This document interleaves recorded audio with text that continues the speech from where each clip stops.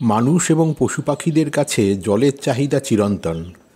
মানুষ উন্নত চিন্তা এবং প্রযুক্তির সাহায্যে এর চাহিদা অনেকটা মেটাতে পারলেও পশু পাখিদের এই ব্যাপারে প্রকৃতির ওপর পুরোপুরি নির্ভর করে থাকতে হয়। এর পরিপূরক ব্যবস্থা হিসাবে অনেক জায়গায় পাখিদের হাইড তৈরি করা হয়, যেখানে পাখিরা নিয়মিত আসে কোথাও শুধু জল, আবার কোথাও জল ও খাবারের খোঁজে।